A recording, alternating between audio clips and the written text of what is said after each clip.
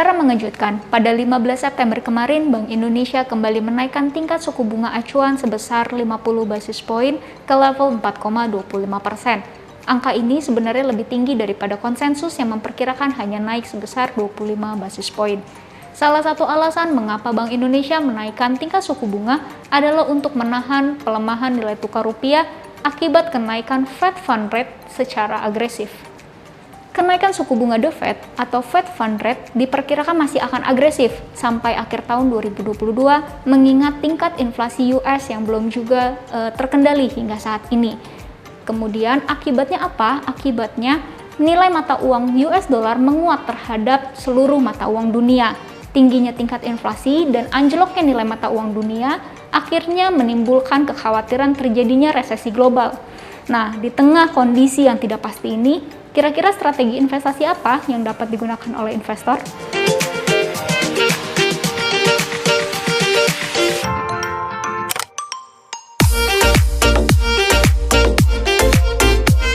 Nah Pak, tingkat inflasi di US ini kan belum terlihat menurun ya Pak, sesuai dengan targetnya dari pemerintah gitu. Kemudian mereka juga masih menaikkan tingkat suku bunga The Fed secara agresif. Nah, suku bunga The Fed ini kan sebagai acuan banyak negara ya Pak. Jadi suku bunga Bank Indonesia juga baru-baru ini mengalami kenaikan. Nah, kira-kira Pak, dengan adanya kenaikan tingkat suku bunga secara agresif, juga ada ketakutan resesi global, outlook IHSG di tahun 2022 ini? Indonesia terus terang dalam posisi yang sangat baik. Dow Jones turun 20%, China turun 20%, Hong Kong juga turun 20% karena COVID ya. Kemudian Singapura, Malaysia, Thailand, Vietnam, itu semua return sahamnya tahun ini negatif semua. Hanya Indonesia yang positif sekitar 7-8%. Sampai akhir tahun ya mudah-mudahan bisa 10-12% gitu. IHSG bagus karena Indonesia itu dipersepsikan sebagai negara komoditas. Nah, saat ini memang orang bilang kayaknya bonanza komoditas sudah mau berakhir. Menurut saya belum tentu. Pada saat bonanza komoditas berakhir, itu tidak semua komoditas harganya sama-sama turun. Harga minyak sudah turun, betul.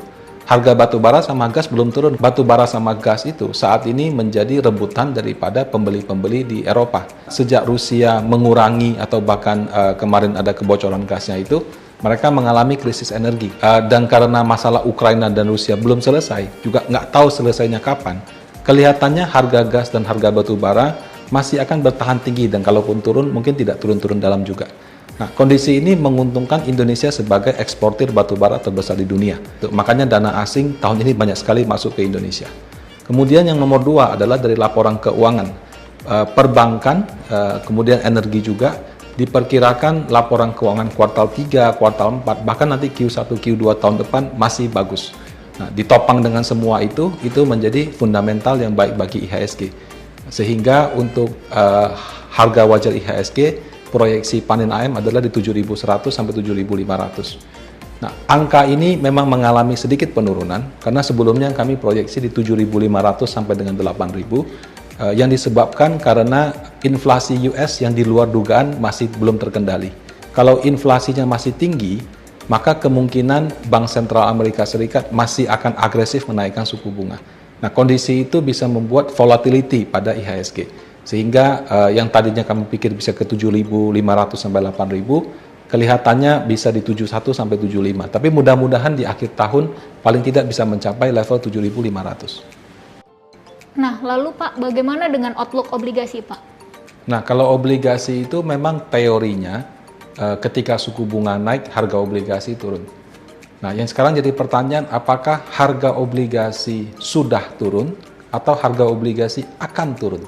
Kalau kita lihat ya, misalnya FR0091 yang jatuh temponya 2032 sekitar 10 tahun, kuponnya 6,375%. Di awal 2022 harganya sekitar 100,3 atau 100,4. Di akhir September sampai dengan awal Oktober harganya itu sekitar 93, jadi waktu suku bunga sudah naik, Indonesia naik 2 kali, Amerika sudah naik berkali-kali, sebetulnya sudah turun 7%. Turun 7% untuk harga obligasi itu termasuk besar. Apakah harga obligasi sudah atau akan turun? Sudah turun. Apakah akan turun lagi? Nah, akan turun lagi kalau misalkan dia punya harga masih belum wajar, terlalu tinggi. Nah, kalau mau tahu harganya wajar apa tidak, kita lihat yang namanya yield 10 tahun. Yield 10 tahun di awal Oktober levelnya di 7,3, 7,4. Wajar menurut Panin Aset adalah 6,75 sampai 7,25. Nah, karena dia sudah di atas 7,25, bisa turun, bisa. Tapi kayaknya sudah tidak banyak. Dan bukan tidak mungkin kalau misalnya resesi global jadi topik utama tahun depan, sehingga arah suku bunga yang tadinya naik jadi turun, atau bahkan dicetak uang lagi, itu harga obligasi berpotensi rally. Nah, tapi apakah ini terjadi apa enggak? Kelihatannya kalaupun terjadi, kalau enggak di semester 2, mungkin baru akhir 2023. Nah, jadi untuk investor, kalau kita misalnya bisa komit pegang 2-3 tahun, ini waktu yang tepat untuk masuk ke obligasi atau reksadana fixed income. Syaratnya adalah ya kita harus siap 3-6 bulan ke depan volatility market masih tinggi. Kemudian Pak, sepertinya Fed Fund Rate ini kan masih akan naik agresif ya Pak hingga akhir tahun 2022. Lalu bagaimana view nilai tukar Pak? Nah, kalau nilai tukar memang dalam kondisi normal ketika Amerika Serikat menaikkan suku bunga, mata uangnya akan menguat. Nah, itu sudah terjadi. Euro sama pound sterling sudah mendekati 1. Kalau dulu kan 1,6, 1,7. Indonesia juga melemah, ya. Kita awal tahun 14.500-an, sekarang kita di 15.000. Nah, tapi pelemahan setiap negara itu berbeda-beda. Biasanya yang melemahnya lebih banyak adalah yang pertama, inflasinya lebih tinggi. Inflasi Indonesia per September itu 5,95%. Dan kalaupun naik lagi, kemungkinan bisa 6,5 sampai 7, karena kan harga Pertalite sama Pertamax naik. Tapi masih lebih rendah dibandingkan Amerika Serikat yang kepala 8%. Lebih rendah juga dari Uni Eropa, lebih rendah juga daripada Inggris, Turki, dan lain-lain gitu ya. Jadi inflasi Indonesia masih lebih baik dibandingkan Amerika Serikat. Yang kedua, kalau kita lihat adalah di APBN. Setelah kenaikan Pertalite itu jadi lebih sehat. Buat investor asing, APBN itu juga menjadi faktor yang penting. Kenapa? Kalau negara tidak bisa kelola, lebih banyak uang keluar daripada uang masuk, itu mata uangnya pasti akan dijauhi, berapapun suku bunganya. Nah, yang terakhir adalah kita lihat IHSG sampai dengan akhir September sekitar net buy 70 triliun, net sell di obligasi 148 triliun, jadi minus 70-an, 80-an gitu ya. Tapi surplus ekspor sekitar 400-an triliun. Jadi surplus ekspor yang luar biasa besar ini menjadi penopang bahwa sekarang banyak uang dari luar negeri yang ditukar ke rupiah karena untuk bayar batu bara, bayar mungkin kelapa sawit, bayar besi baja dan lain-lain.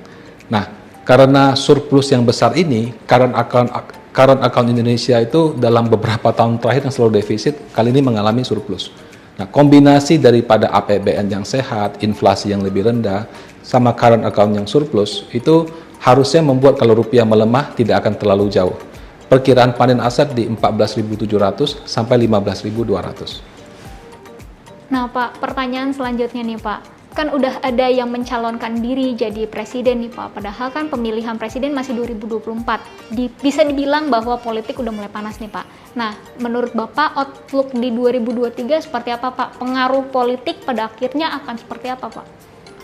Pertama, memang untuk capres dan cawapres, bukan presiden dan wakil presiden ya, calon presiden dan calon wakil presiden, kalau saya tidak salah itu deadline pendaftarannya mungkin sekitar September-Oktober 2023. Pemilihan di level lokal saja itu sudah harus beberapa bulan sebelumnya orang sudah mulai kampanye, apalagi levelnya presiden yang se-Indonesia. Jadi memang wajar sih kalau orang mau mencalonkan memang harus dari sekarang. Menurut saya paling tidak sampai dengan sekitar Juni tahun depan, orang masih akan bahas resesi, inflasi, suku bunga. Fokusnya mungkin belum sampai di situ. Tapi setelah bulan Juni, bukan berarti resesi, suku bunga, inflasi hilang, bukan.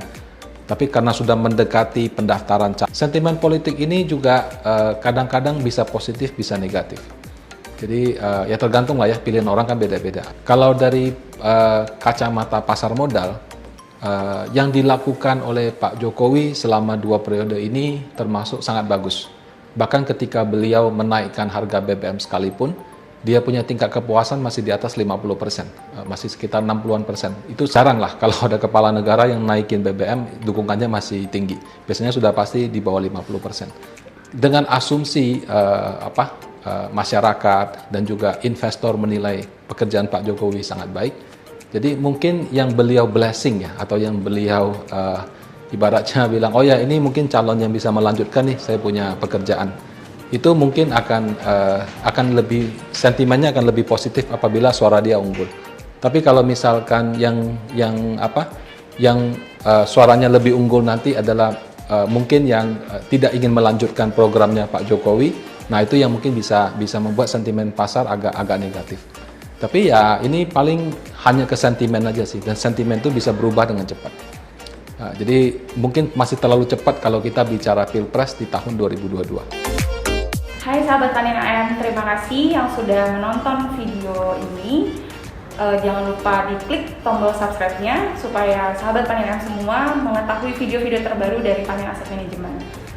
Bagi sahabat Panin AM yang masih ingin tahu nih apa sih itu reksadana dan hal-hal informasi lainnya terkait dengan reksadana, bisa diklik atau dicek di video sebelah kanan. Jika sahabat Panin AM yang ingin mengetahui terkait dengan market update terbaru, bisa diklik video di sebelah kiri.